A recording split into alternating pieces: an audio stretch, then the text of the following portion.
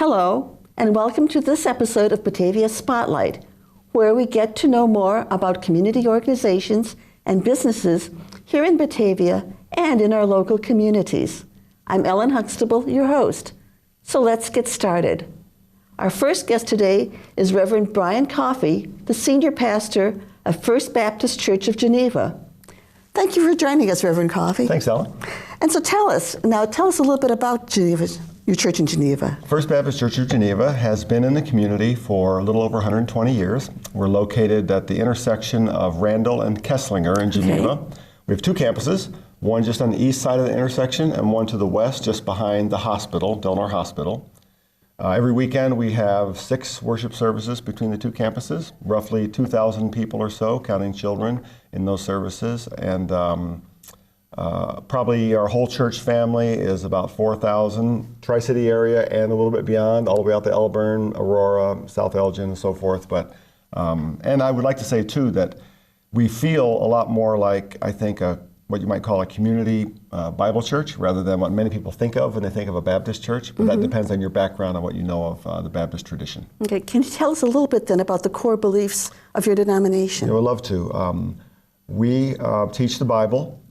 We place a high priority on the Bible as truth, and the center of the biblical story is the story of Jesus, his life, death, ministry, resurrection, and we call that the gospel. And what we like to say is the gospel transforms people and families, and transform people, make a difference, make an impact in the world as they serve.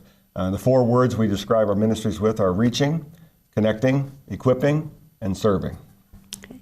Now, I know your church offers a number of different programs. You have a wide range of things you offer. Can you tell us a little bit about those things? Yeah, we're blessed to be of a size where we can have a very talented and dedicated staff. We have 55 full and part-time people work on our staff. That allows us to have programming for a whole range of folks, from children to students to men, women, to senior adults, to single moms, and on out into the community. Just a whole range of well-led, dynamic programs for all ages.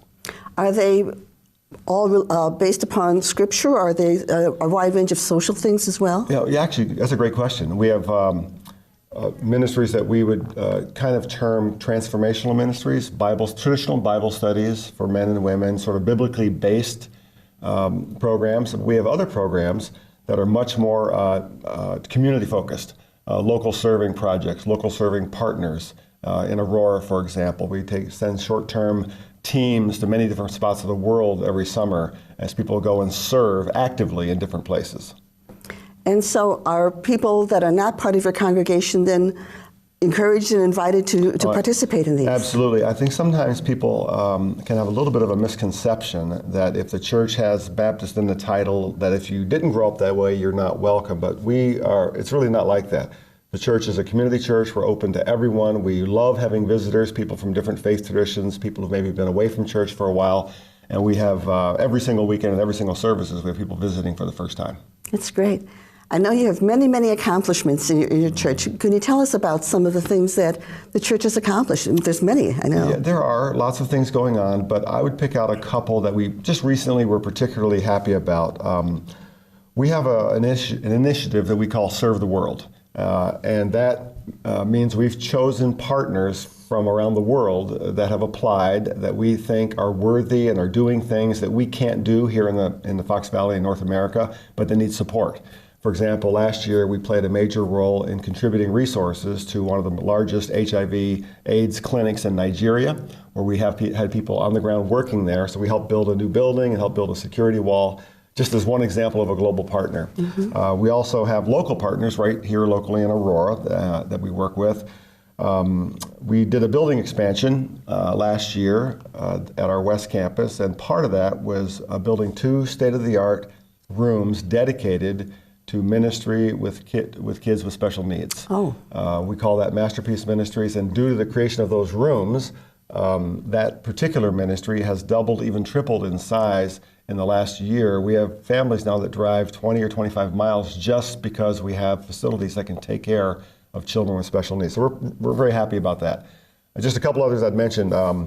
One is what we call Leadership Institute. It's every summer this summer we provided 11 paid internships for college kids to come and serve and work in church ministries, to learn about leadership in the church, to learn about different kinds of ministries. They served in different departments. And it was like a summer job for them for 2.5 months. But it was a chance to give them hands-on experience in the church, those considering careers in service or ministry. And we think eventually that'll grow into a residency program. Maybe even we'll start hiring some of these gifted, talented young people. So Wonderful. We're real happy about Leadership Institute. Excellent. Now you have the two campuses. Are there differences between the campuses in the feeling or who was attracted to them? Yeah, the main difference between the campuses is the East Campus, which is the older of the campuses, has a sanctuary, and so the worship services there are traditional in style. We have a pipe organ, sanctuary choir, and so the feel there is a little bit more traditional for the folks who grew up with that in their background. At the West Campus, the feel is more contemporary, with bands, video, it's louder, and those kinds of things. The teaching and preaching is all the same.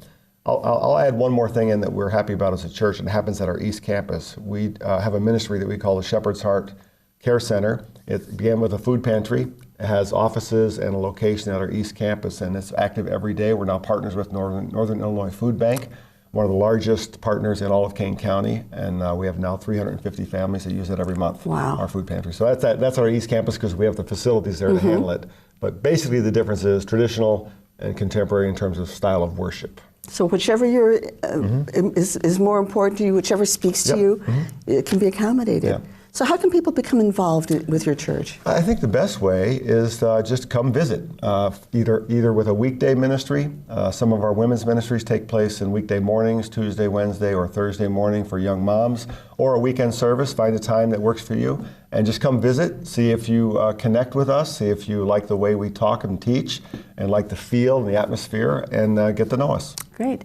And so if people want to learn more and explore more, how can they do that? How can they contact your church? Well, easiest way is to visit, like I said, but you can go to our website, which is fbcg.com. It's a full website. We'll be rebuilding it this year, but all the information's on there. You can always call, stop by, but the website's a great way to go. Now, Brian, thank you so much for being here and telling us about this. And I hope that many people take up the offer of coming to your church and learning more about your church, your ministries, and your outreach program. So thank you so much. Thank you, Ellen. Thanks for having me. And now we'll take a brief time out to hear from some of our sponsors. We'll be back in a moment. Hi, I'm Tom Wangler, president of Confident Air. Regular maintenance can prolong the life of your furnace and keep your energy costs to a minimum. Plus, there's less of a chance of a breakdown on a cold winter night. Your furnace needs proper care and attention to keep it running smoothly, so you don't end up paying too much for heating during the cold winter months, or worse yet, with deadly carbon monoxide poisoning. We recommend an annual inspection to ensure safe operation. Confident Air, your trusted home comfort professionals since 1992. The Drendel and Jansen's Law Group has practiced law in Aurora since 1961 and in Batavia since 1994. We focus our energy on representing people and businesses and families in the local community. We represent clients in Kane and surrounding counties in matters ranging from divorce to wills, business law to zoning. We focus our efforts on planning and working towards positive resolutions for businesses and families. When clients need someone to fight for their interests, we're ready, willing, and able to act as aggressive advocates to protect their interests. Drendel and Jansen's Law Group with offices in Batavia and Aurora and located on the web at batavialaw.com. The Kane County Chronicle is your best source for news and information in print and online in the Tri-Cities and Caneland. This is Chronicle Country. This is Chronicle Country. This is Chronicle Country. This is Chronicle Country. This is Chronicle Country. Downtown Batavia, always moving by nature. Recreation. Nature. The arts. Specialty shops. Restaurants and services. Downtown is everyone's neighborhood. Come, celebrate. Meet friends. Unwind. See you downtown. next guest is Jelaine Sullivan, the owner of All Dressed Up. Okay, Jelaine, you've got to tell us all, what is All Dressed Up? Well, All Dressed Up Costumes is a theatrical costume rental house. So primarily what we do is we design, build, create costumes that we rent to theater companies for a variety of theatrical productions. So that's our primary business. But besides that, we're open to the public. Okay. So people can, come in and rent a costume. We don't sell. But what we do is very different from any other costume shop that you might kind of go visit, say at Halloween. And we also do theatrical makeup and special effects makeup as well. Lots of things. Do you want to tell us now about your boomy owies? My boomy owies, I don't know if you can see them, but I have a bruise here. And I have this lovely open gushing wound. And these are things that we put together very quickly at the shop before I ran over. So they're fake. I didn't damage myself in the making of this. So we just thought we would show a real quick example of something that we can do at Halloween, or that we do for theatrical productions, or we've done some for some film work as well, where people need some special effects, makeup happening. Yeah. I've seen Moulage before, and I really thought that that was real. I really thought that thank you. I really thought that that was real. Thank you. So now tell us, how many costumes do you have? Oh, dear Lord. We don't actually have a set inventory, but we know based on history and how many racks we have and how much square footage we have and how many costumes will fit on average on a foot of rack. So we have over 80,000 complete costumes in our warehouse. It's a lot. 80,000 is a very large number. It's a huge number, exactly. How many productions do you typically have out? Oh, it depends, because theater is sort of cyclical. Fall, spring, that's when all of the schools and the universities get really busy with their theatrical productions, and in the summer it's a little bit slower. But sometimes in the fall we could have upwards of 30 productions out on a weekly basis, and then in June and July it's much calmer and we get to do all the laundry. Yay, laundry. So you send them out and you get them to fit the people that they're going to be fitting, and then you bring them back in and you wash them, dry them, hang them, and get them ready for the next people out there. It's a very labor-intensive process. So people will send us their measurements for the show that they're doing and give us, their vision for what they're doing. Because people will do shows set in a variety of time periods. Right. It's not always what the author had planned. And from those measurements, we'll select the costumes. We'll make sure the colors all work together on stage. We'll make sure the seasons are all together. We make sure that the focus is on the actor who has that scene for that moment. We'll alter them. We'll accessorize them. We'll mark them all so every actor knows exactly which costume to wear in which scene. Oh my and goodness. then we send them out. And then, of course, they come back, and we have to break them down and put the accessories away and send them out to the dry cleaners or out to the laundry, and then bring them back and put them back in our inventory. So it's quite a process. So every costume that is custom assembled, custom designed. Exactly. And I would never have thought about getting the colors to match and getting the look. I would never have thought about that. Normally people don't, but that's part of making the vision on a theatrical production, so it enhances the storytelling of the actors without detracting. And so the colors have to blend, otherwise the audience will be uncomfortable. They won't know why, but there will be that edge of uncomfortable. And sometimes you want that. Sometimes we build that into the design, but it depends. If it's a comedy, tragedy, the direction that we have to go in the colors that we choose. Well, that's the art of it. That's the art that those of us that aren't in the business, we appreciate it, but we don't know it's there. All those little details that are really important. So now you do props and other things besides just the costumes? Limited amounts of props and scenery as well. So the interesting thing is, if you look at Broadway, what is happening is the spectacle is taking over, because that's what people want to see.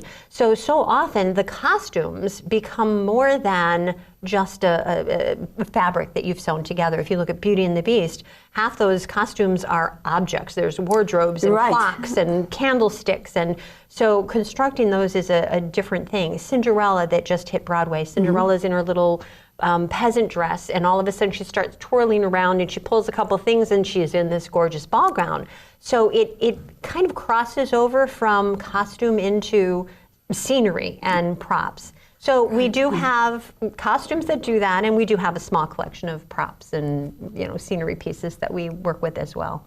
So you've been in the business for a while. Not too long. Not too long. Oh. Okay. Can you tell us about an especially memorable experience you've had with this? Well, working on the Cinderella thing that I discussed was kind of interesting this past year, trying to engineer how do we get her from a peasant into an elaborate, gorgeous ball gown in one fell swoop. So that was something. One of my favorite costumes was a Halloween costume. A couple came in and they were members of the Society for Creative Acronyms. Oh, yes. And they wanted to be smoke and mirrors. And I thought that was amazing. So, one of the things that we do, because we're all costume designers that work there, it's not, oh, here's your costume in a bag. So we created a tall chimney stack for the guy and created the look of smoke coming up out of the top and gave him sort of a chimney sweep look. And for her, we put her in a lot of shimmery fabric so that she became the mirror, and did some special effects makeup on her. So that was the challenges. You know, when somebody brings us a challenge, that's when it becomes interesting for us. I like that. So you do rent to individuals then? People can come in and whether it's for a special event or it's for Halloween or... It could be Halloween, a special event. We have businesses come in and they're doing some special event and they want a themed concept, so we will work with them on that. Mascots, we've done some mascots for businesses. We're working on one right now for a business in the area that we can't talk about quite yet, but it will be revealed soon. So we do themed weddings as well. So I wouldn't have thought about that. Any time that somebody can wear a costume, it becomes more fun, but it can apply in a lot of different areas. Great. So tell us, where are you located so people can find you? Okay, we are in the coolest building in Batavia, and the building is in Batavia. It's the Campana building. It is on the northwest corner of Route 31 and Fabian Parkway, and a lot of people think that's Geneva, but it was annexed into Batavia years ago. I didn't know that. It is a part of Batavia. It's a phenomenal historic building. It's a National Historic Landmark.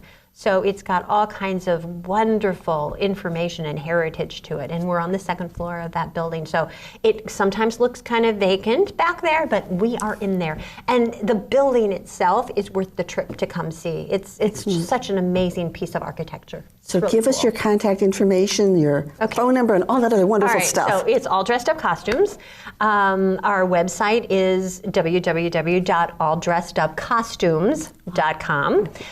Phone number 630-879-5130, and our email is info@alldressedupcostumes. That's wonderful. Well, I hope everybody comes out looking way different than they looked when they went in. So well, this is that's the great. fun thing about what we do is everybody walks out looking exceptionally different than everybody else. There's no two people dressed in the same costume leaving the building. It's kind of a cool thing. Thanks so much, Julie. You betcha, Ellen. Thank you. Thank you.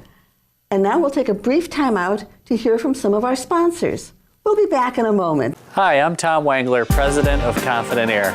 Regular maintenance can prolong the life of your furnace and keep your energy costs to a minimum. Plus, there's less of a chance of a breakdown on a cold winter night. Your furnace needs proper care and attention to keep it running smoothly, so you don't end up paying too much for heating during the cold winter months, or worse yet, with deadly carbon monoxide poisoning. We recommend an annual inspection to ensure safe operation. Confident Air, your trusted home comfort professionals since 1992.